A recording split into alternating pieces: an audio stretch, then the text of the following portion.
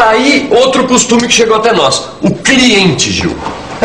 E tá aí uma palavra muito conhecida na política brasileira, clientelismo, que quer dizer troca de favores entre quem tem poder e os seus protegidos. Exatamente. Não é isso?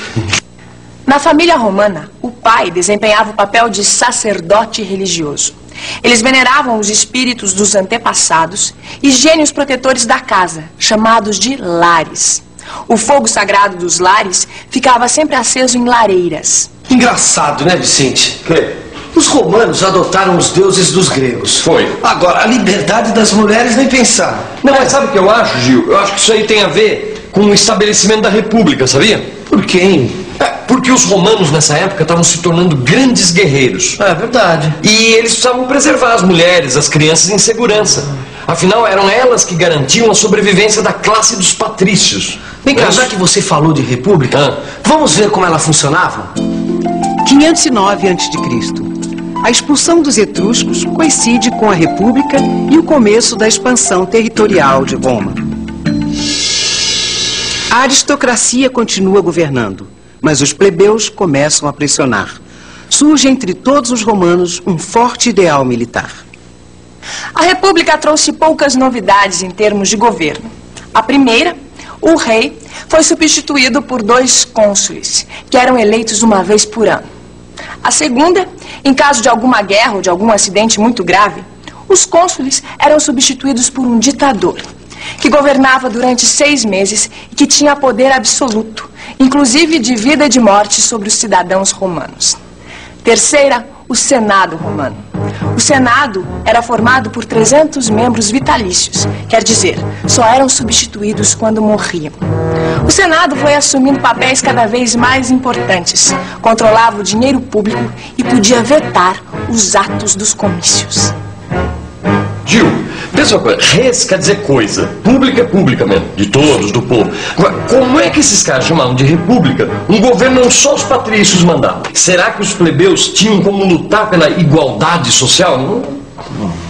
Os plebeus tinham como lutar pela igualdade social por um motivo. A maioria das tropas do exército romano era formada por plebeus.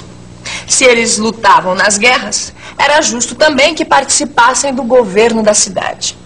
Mas foram necessários 200 anos de luta até que os patrícios cedessem às pressões dos plebeus e igualassem os direitos sociais. Oi, você saberia me dizer um direito social ou um direito do cidadão? Sim, saúde. Que eu conheço, um direito de voto. Poder se candidatar a cargos públicos e poder escolher os representantes ou magistrados para os cargos públicos foi um dos primeiros direitos conquistados pelos plebeus romanos. E esses representantes que defendiam os plebeus eram chamados de tribunos da plebe. Outros representantes dos plebeus no governo eram os edis. Você sabe o que quer dizer edil hoje? Edil é um vereador. Não pense você que os patrícios aceitaram passivamente essas mudanças. Para equilibrar as conquistas dos plebeus, eles criaram os censores. Censores eram patrícios que faziam listas de todos os candidatos a cargos públicos e julgavam se eles eram dignos de serem eleitos. Assim, caso aparecesse um candidato muito defensor dos direitos dos plebeus, era só censurar. Em 454 a.C., foi escrita e publicada a Lei das 12 Tábuas. 12 pranchas de bronze como essa foram o ponto de partida para o que se ensina hoje nas faculdades de Direito como Direito Romano. Conhecendo as leis, os plebeus puderam participar dos comícios e, como eram maioria, aprovaram várias leis. 376 a.C. As leis licínias obrigam um dos 2 cônsules a ser plebeu. 345 a.C. As leis canuleias permitem que plebeus se casem com patrícios. Agora, todo cidadão romano pode se candidatar e exercer qualquer cargo público. Olha, Vicente, agora que a casa está arrumada, eu tenho certeza que os romanos vão partir para novas conquistas de território. Você não concorda, não? Sem dúvida. Ainda mais que a gente já viu que o exército romano não era de brincadeira, não, hein? 265 a.C. Depois de dominar a Magna Grécia, Roma é dona absoluta da Península Itálica. Suas aspirações agora incluem terras da além-mar. Roma se tornou uma das cidades mais poderosas do Mediterrâneo. E era inevitável, portanto, que os seus interesses entrassem em choque com os de um vizinho muito poderoso, Cartago. Esse choque deu início a um período chamado de Guerras Púnicas, que duraram 120 anos. No norte da África, a cidade de Cartago era o centro de um próspero império comercial de origem fenícia, ou em latim, púnica.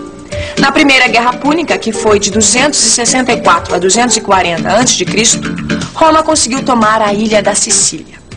Na Segunda Guerra Púnica, que foi de 220 a 202 a.C., Roma lutou contra o grande general cartaginês Aníbal.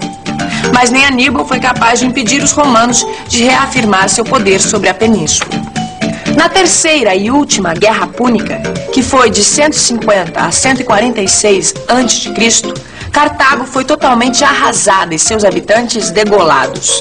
O Senado romano ordenou que se passasse um arado sobre as ruínas da cidade, salgou a terra e declarou o território amaldiçoado.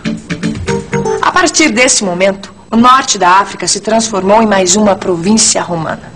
Agora que já mandava em todo o Mediterrâneo, Roma começou a conquista do Oriente e tomou territórios da Grécia e da Síria.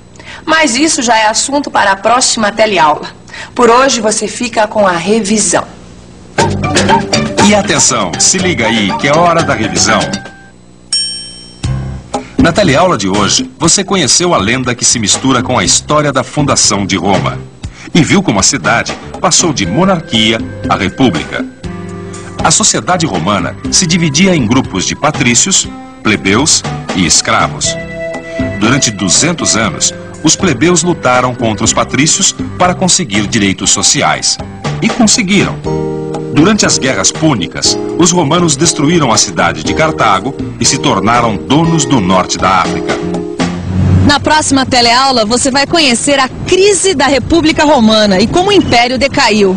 E para não ficar nenhuma dúvida, dê uma bela olhada no seu livro de estudos e faça os exercícios com Animus et Fide, que em latim quer dizer com fé e coragem.